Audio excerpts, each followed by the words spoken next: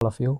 और देखो आज कितना इंटरेस्टिंग क्वेश्चन हम करने वाले हैं और इसको आप वायरल कीजिए सो दैट बहुत सारे मैथमेटिक्स लवर और जो भी हमारे 11-12 के स्टूडेंट्स हैं जो कि कॉम्प्लेक्स नंबर के पावर को अंडर एस्टिमेट करते हैं, do not underestimate the power of the complex number. चलो हम बैक टू अपने पुराने दुनिया में जाते हैं जहाँ पे क्लास 4-5 के बच्चे को ये पूछा जाता है 1 का पावर एक्स का वैल्यू क्या होगा। आप डेफिनेटली बाय डिफ़ॉल्ट बोलने लगते हो जो आंसर जो आएगा ये तो 1 ही होगा। तुम एक्स का वैल्यू 2 रखो, 3 रखो, 4 रखो, 5 रखो, -1 रखोगे तो 1/1 का पावर है 1 और सब का सब 1 आंसर देगा। इवन 0 भी आंसर देगा। हाँ, 1 का पावर इन्फिनिटी क्या होगा? अगर एग्जैक्ट 1 है तो वो भी 1 होगा, टेंडिंग 1 है तो फिर इंडिटरमिनेट हो जाएगा। मेरे पास ये सवाल है 1 का पावर एक्स 2 है तो फिर एक्स का वैल्यू क्या आएगा? तो सबसे पहले आपके दिमाग में जो चलता है तो सर इसका तो कोई सॉल्यूशन नहीं होगा। रुको, सब्र करो। एक्स का सॉल्यूशन कब नहीं होगा? जब एक्स रियल है। क्या मैं इसके सॉल्यूशन को ला सकता हूँ क्या? क्या इसका कोई सॉल्यूशन होगा ही नहीं रियल या कॉम्प्लेक्स वर्ड में? क्या इसका पॉसिबिलिटीज है? तो वो सभी कुछ अभी डिस्कस करेंगे बहुत ही क्विकली। तो सबसे पहले एक बच्चा गोलू आता है, वो दोनों साइड लॉग ले लेता है। यहाँ से एक्स का वैल्यू ln 2 बाई ln 1 आएगा और ln 1 जीरो है रियल नंबर के दुनिया में, तो ln 2 by ln 1 not defined है। तो फिर आप बोलोगे एक्स का तो ऐसा कोई वैल्यू है ही नहीं। लेकिन कॉम्प्लेक्स नंबर में हम क्या लिख सकते हैं? ई का पावर आई थीटा, क्योंकि आपको मालूम है कॉम्प्लेक्स नंबर की दुनिया में ई का पावर आई थीटा को लिखा जा सकता है cos theta plus i sine theta, Euler's formula. ठीक, तो इस बल पे अब मैं बोल सकता हूँ 1 को मैं लिख सकता हूँ ई का power 2 pi n i where n is integer. क्यों? क्योंकि हो जाएगा cos 2 pi n plus i sine 2 pi n. अब आपको पता है sine 2 pi by n always zero होता है, कॉस 2 पाई बाई एन 1 होता है, इसलिए मैं 1 को जो है वो 1 लिख सकता हूँ। तो वहाँ से अब मैं अगर लॉग लूँ इस इक्वेशन पे, अब देखो x equal to ln 2 by ln 1 होगा। अब ln 1 को मैं क्या लिखा? e का power 2 pi n i where n is not equal to zero, क्योंकि अगर n जीरो रखेंगे तो फिर रियल दुनिया का आंसर आने लगेगा। अब वहाँ से ln 2 by ln 1, ln 2 by ln e का पावर 2 पाई एन पाई, और ये अगर आप डालोगे तो फाइनली जो मेरे पास आंसर देखने को मिला वो ये हो गया। अब ln 2 का वैल्यू भी अप्रॉक्सीमेटली यहाँ पे कोई बच्चा लिख सकता है। चलो अब क्रॉस चेक कर लेते हैं। तो यहाँ पे मेरा x का जो वैल्यू आया वो बहुत ही इंटरेस्टिंग आया, वो आ रहा है -√-1 ln 2 बाई 2 पाई एन। तो मान लो अगर मैं n का वैल्यू 1 रख दूँ तो this is one of the solution of this equation. x का वैल्यू ये भी काम कर जाएगा एंड दैट्स मैजिकल। अब देखो कैसे x ये वैल्यू जो है क्रेजी वैल्यू वो सेटिस्फाई कर रहा है। तो चलो इसमें हम देखते हैं n1 डालें और यहाँ पे मेरे पास जो बन के आया है वो आया e का पावर ln 2 विच इज 2। वैसे इसका कितना आंसर है? तो इन्फाइनाइटली मेनी पॉसिबिलिटीज हो सकता है यहाँ पे देखो n को मैं -2 -1 1 2 सब कुछ ले सकता हूँ, जीरो नहीं लिखता हूँ क्योंकि रियल दुनिया फिर पूरा मान जाएगा। तो जनरल n के लिए ये सभी का सभी वैल्यू जो है ये इसको सेटिस्फाई कर लेगा। तो अगर आपको ये दुनिया काफ़ी पसंदीदा लगा तो मैं चाहता हूँ आप एक और दुनिया को सर्च करो जिसको डुअल नंबर्स बोलते हैं। अब देखो डुअल नंबर्स का भी बहुत ही इंटरेस्टिंग आइडिया है। वो बोल रहा है एक्स स्क्वायर, इमेजिन करो कि ऐसा नंबर है जो कि जीरो है लेकिन एक्स जीरो नहीं है। तुम बोलोगे सर ऐसा हो सकता है क्या? बिल्कुल हो सकता है। ये समझो एक मिस्टेरिकल न्यू वर्ल्ड जहाँ पे नंबर ऐसा बिहेव कर रहा है। अब अगर नंबर ऐसा बिहेव कर रहा है तो 1/x का वैल्यू क्या है? ये तो डिफाइंड हो जाएगा। क्यों? क्योंकि x तो जीरो है ही नहीं इस वर्ल्ड में। तो 1/x एक्चुअली क्या होगा? मैं अगर x से मल्टीप्लाई कर दूं, provided that rule of the game in this world is valid, multiplication, तो ये x/x स्क्वायर हो जाएगा। अब x स्क्वायर जीरो है तो xy जीरो हो जाएगा, फिर ये अनडिफाइंड हो जाएगा, राइट। तो 1/x तो ऐसा लग रहा था मुझे ये डिफाइंड है इस दुनिया में, लेकिन देखो 1/x को अगर मैं रेशनलाइज करूं तो ये अनडिफाइंड हो जाएगा। तो अब मैं बोल सकता हूं, देखो कैसे रूल ऑफ द गेम बनाया जाता है। अगर मैं बोलूंगा x नॉन जीरो को डिफाइन करने के लिए तो यहाँ पे ये रेशनलाइजेशन अगर वैलिड होगा तो फिर हमको 1/x को यहाँ पे अनडिफाइंड करना होगा even if x is not equal to zero. Even if x is not equal to zero फिर भी हमको अनडिफाइंड लेना होगा। और कोई बच्चा पूछे यहाँ 1/1 प्लस एक्स क्या है? अब रेशनलाइज कर दीजिए 1 माइनस एक्स से, तो this quantity becomes 1 minus x by 1 minus x square. X का वैल्यू जीरो है तो ये 1 माइनस एक्स जो वैल्यू आया 1/1 प्लस एक्स, इसका वैल्यू 1 माइनस एक्स आ गया इस वर्ल्ड में। तो इस टाइप की क्रेजी चीज़ें जो है वो गणित में काफ़ी घटित होती रहती है और बहुत सारे मैथमेटिशियंस इस सब में लगे रहते हैं। जिसमें से एक और क्रेजी चीज़ जो है वो है रीमन हाइपोथेसिस। और आप इसका नाम सुनोगे, देखो इसको कैसे बच्चे के लैंग्वेज में मैं आपको बता सकता हूँ। तो क्वेश्चन है कितने प्राइम नंबर्स है? तो there are infinitely many prime numbers. अब इसको कैसे प्रूव करोगे? तो रीमन साहब बोले कोई भी एक नंबर मान लो प्राइम नंबर तुमको पता है, उसमें एक जोड़ दो। अब 2 और 1 जोड़ेंगे 3, नया प्राइम नंबर बन गया। 2 3 को मल्टीप्लाई करके फिर 1 जोड़ दो, फिर एक नया प्राइम नंबर आ गया। अरे ये क्या? फिर 2 3 5 को मल्टीप्लाई करके 1 जोड़ दो, फिर नया प्राइम नंबर आ गया। तो ऐसे करते करते तो तुम अनंत प्राइम निकालते ही रह जाओगे, राइट? तो अगर हमारे पास फाइनाइट प्राइम होगा तो what about this new numbers? Product of all existing prime तुम्हारे बकेट में है, उसमें 1 जोड़ देंगे। तो डेफिनेटली क्यू सबसे अलग है। क्यू किसी भी प्राइम नंबर जो बकेट में तुम्हारे था उससे डिविजिबल नहीं है, तो पक्का ये नया प्राइम नंबर है। तो इससे हम बोल सकते हैं इनफाइनाइट प्राइम नंबर है। अब instead of trying to find precise formula for producing all prime number, mathematicians जो है वो 19th सेंचुरी के लगभग अंत में जाके उन्होंने एक एस्टिमेट करना चालू किया जो कितना फ्रीक्वेंटली प्राइम नंबर अपीयर होते हैं।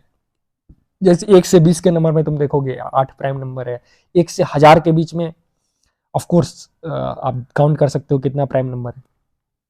यूक्लिड जिसको ज्योमेट्री के बाबूजी बोले जाते हैं, he prove 2000 years ago that there are infinitely many prime numbers using ingenious way of creating new prime, ऐसे एक ऐड करके। लेकिन 1896 में 1896 में फ्रेंच मैथमेटिशियन जो है, इस हमदर्द मत भरो इसको भाई हमदर्द जो है, he propose that the number of prime numbers less than और equal to n, we called it pi n।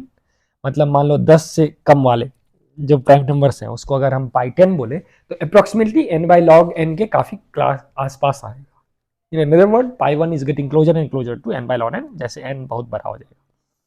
तो number of prime numbers less then 100, ये बोल रहा है 100 by log 100 के आसपास आएगा। जैसे अगर तुम 16 by log 16 लोगे तो 5.77 आएगा। तो इनफैक्ट 16 प्राइम नंबर है जो कि 16 से कम है, तो काफी ठीक ठाक एस्टिमेट है। अब 11 प्राइम नंबर है 36 से छोटा, 36 by log 36 10.0599 है, तो ये भी काफी समझ।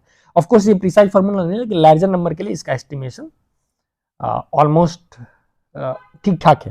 तो आप देख सकते हो अगर इकाई दहाई से 1000 10 लाख 10 लाख के नीचे 1 से 10 लाख में कितना प्राइम नंबर है, तो लगभग लगभग ये हमदर्द वाले जो है आपके दर्द को कम कर रहे हैं, और वो रहे 72,000 72,382 लगभग लगभग प्राइम नंबर जो है आपको देखने को मिलेंगे।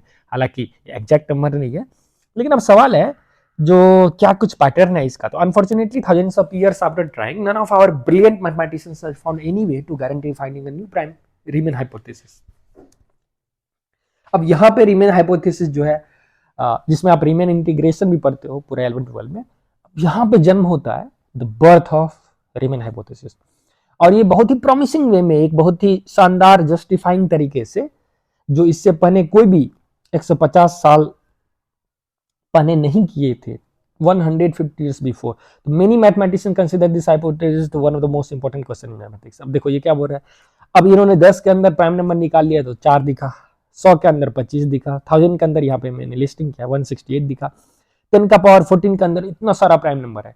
उन्होंने पाई एक्स मतलब नंबर ऑफ प्राइम नंबर और एक्स बाय लॉन एक्स का जो है वो डिफरेंस निकालना क्रिएट किया, जो कि इससे पहले आप बोले थे number of prime before x लगभग एक्स बाय लॉन एक्स के आसपास आएगा। अब देखो कितना एरर आ रहा है, मतलब 1000 के बाद ही एरर जो है बहुत ही एक्सपोनेंशियली घट रहा है, मतलब एक्सपोनेंशियली बढ़ रहा है। लेकिन एक चीज कांस्टेंट है, अगर हम पाई बाय एक्स और एक्स बाय लॉन एक्स को डिवाइड करेंगे, नंबर ऑफ प्राइम नंबर और एक्स बाय लॉन एक्स का रेशियो, तो तुम देखो लगभग 1 के आसपास ही मंडरा रहा है। अब प्रूफ जो है इस थ्योरम का बहुत ही कॉम्प्लिकेटेड है। 1980 में अमेरिकन मैथमेटिशियन न्यूमैन साहब जो है वो एक बहुत ही शानदार सा इसका जबरदस्त क्यूट सा प्रूफ दिए तो this theorem, but it requires some very advance mathematician, जैसे कॉची इंटीग्रल अगर आप कॉम्प्लेक्स एनालिसिस पढ़े हो तो उससे कर सकते हो। तो रीमन हाइपोथेसिस मिला जुला के था क्या, it was formulated by Riemann साहब in 1859 attempting to shine some light on one of the oldest question in mathematics, what is the pattern of prime number, जो कि अभी तक ही ओपन क्वेश्चन है।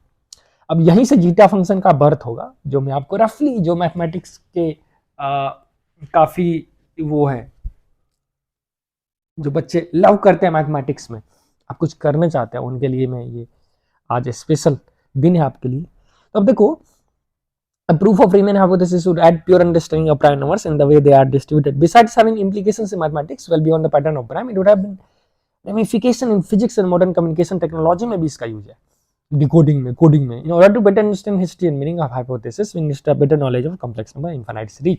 इसीलिए आपके पूरे 11th के सिलेबस में कॉम्प्लेक्स नंबर है। अब 1740 में एक और खतरनाक घटना आता है और आइलर साहब जो है वो जीटा फंक्शन इंट्रोड्यूस कर देते हैं। अब देखो कैसे प्राइम नंबर यहाँ से कनेक्शन शुरू होगा प्राइम का भाई, एक अलग ही दुनिया में।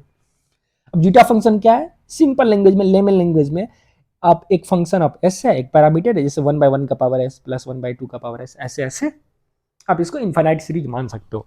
अगर मान लो अगर मैं हम एस का वैल्यू 0 रख दे तो 1+1+1 इनफाइनाइट टाइम्स आ जाएगा। बहुत बार आप गणेश जी की मूर्ति वाला यूट्यूब पे एक देखे होगे जिसका आंसर -1/11 आता है, -1/12 आता है।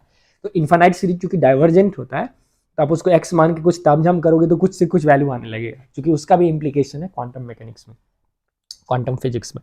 तो मैं अभी वहां पे नहीं जाऊंगा, लेकिन कैलकुलस से आप ये बोल सकते हो एस अगर 1 होगा, जो कि मैं बोल रहा हूँ 1+2, तो ये डाइवर्जेंट हो जाएगा। एस अगर 2 आएगा, 1+1/2² प्लस 1/3, इसका वैल्यू बहुत ही मस्त आता है भाई, आपका दिमाग हिल जाएगा, π² 6 आएगा। अब तुम बोलोगे ये हम नंबर को ऐड कर रहे हैं भाई, 1, 1/4, 1/9, ये ऐड करके पाई कहाँ से, पाई अचानक कहाँ से आ गया? यही तो गणित है, यही तो ब्यूटी है। अब देखो पाई का एक में बेसिक क्रूड फील दे देता हूँ लेमन जैसे। अब देखो इंटेंसिटी ऑफ लाइट है, साउंड जो है 1/r² के प्रोपोर्शनल होता है, जितना आप दूर भागते हो उतना इंटेंसिटी घटा जाता है r² के रेशियो से। मतलब अगर 5 मीटर पे अल्फा अगर आपको इंटेंसिटी का साउंड मिल रहा है, ठीक है ना, तो कितना पे अब मिलेगा, I is proportional to r²। तो अब 25, मतलब अगर आपको अल्फा मिल रहा है 5 मीटर पे, तो 25 मीटर पे उसका स्क्वायर कर दोगे तो आप कर दो उसके प्रोपोर्शनल में कितना होगा, 5 टाइम्स कम हो जाएगा साउंड। ठीक है, तो अब कैलकुलस से 4 जो है वो भी कन्वर्ज हो रहा है π4/90। In general this zeta function divergent अगर s 1 से छोटा होगा, और जो भी वैल्यू आप s का ले लो, 2026 ले लो, 25 ले लो, अगर s रियल नंबर कन्वर्ज हो जाएगा। अब सवाल है जीटा फंक्शन को प्राइम नंबर से मतलब क्या है? तब आयलर साहब ये ने प्रूफ कर दिया, भाई क्या मैथमेटिशियन है। The zeta function is equal to infinite product. Okay, अगर आप 1/1 minus half to the power s ये ब्ला ब्ला करोगे, ठीक है, तो ये जीटा फंक्शन जो है ये एग्जैक्टली इसके बराबर है, किसके, 1/1 माइनस हाफ का पावर एस, 1/1 माइनस 1/3 का पावर एस, इंटू 1 माइनस 1/5 का पावर एस, 1 माइनस। अब देखो यहाँ पे 2, 3, 5, 7 सब प्राइम नंबर का है। अब ये आयलर साहब इसको प्रूफ कर दिया, जो जीटा फंक्शन जो है, जो एक सिंपल एक्सप्रेशन दिया गया है, इसको सिर्फ हम प्राइम नंबर के फॉर्म में लिख सकते हैं। अब although this zeta function is linked to prime number somehow what as a function, it's from real number to real number, it does not have sufficient geometric structure to uncover the binary number. To do that we need to move up 2 dimensions. Riemann was the first person who made a landslide shift, who made this switch using complex number. So this new complex number zeta function is referred to as Riemann zeta function. तब उसको क्या कर दिया, अब real number के दुनिया में जो है ना उसका फील लेना बहुत ही मुश्किल था, तो उन्होंने उसको एक ऊपर से, मतलब आपको नीचे से कुछ दिख नहीं रहा है तो बर्ड्स व्यू, ईगल्स व्यू, ऊपर से जाके उसको एक नया दुनिया से देखने का नजरिया जो है वो उसको बोलते हैं एनालिटिक कंटिन्यूएशन। और ये मेरा one of the favourite topic है, जैसे इसमें गामा फंक्शन को आप डिफाइन करते हैं, मैं बच्चे को थोड़ा इंटीग्रेशन में भी बता दूंगा। 1859 के पेपर में रीमन साहब ऑब्जर्व किया, जो -2, -4, -6 जीटा फंक्शन जो है इसके लिए 0 आ जा रहा है, ही कंसीडर दिस 0 एज ट्रिवियल 0, मतलब ऑब्वियस।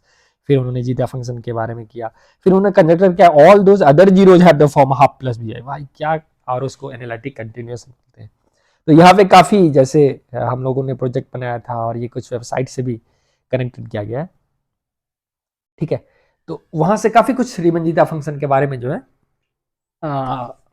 वो चीज़ देखने को मिला है। और यहाँ एनालिटिकल कंटिन्यूएशंस के बाद में रीमन हाइपोथेसिस को अभी तक बहुत मैथमेटिशियन जो है उसको बिलीव करते हैं, अभी भी वो रिग्रेसली प्रूफ नहीं किया है, लेकिन आप कंप्यूटर्स के द्वारा mathematicians have managed to show Riemann hypothesis true for the first 1.5 billion zeros very close to the real axis. अरे भाई भाई क्या खतरनाक मैथमेटिशियंस। आई होप अगर आपको जेई में इनलाइटनिंग चाहिए, मैथमेटिक्स में फील करके जेई पढ़ना है, तो आप नम्मा गणित को सब्सक्राइब कीजिए, क्योंकि बहुत सारे टॉपर्स जो है वो हमारे चैनल पे आ रहे हैं। I am thankful to all those, चाहे वो टॉपर्स हो चाहे एक एवरेज बच्चे हो जो मैथमेटिक्स सीखना चाह रहे हैं। मेरा मानना है अगर आप प्रॉपर क्वेश्चन से, एक प्रॉपर फील से गणित को अप्रोच करते हो तो बहुत ही मज़ेदार सब्जेक्ट है, मतलब आप काफ़ी खुश रह पाओगे। ओके, तो प्लीज़ लाइक एंड सब्सक्राइब, और जितना स्प्रेड कीजिएगा मेरा एनर्जी उतना ही एक्सपोनेंशियली बढ़ता रहेगा और आपके पास मैं लाता रहूँगा quality content for free. Thank you, have a good day.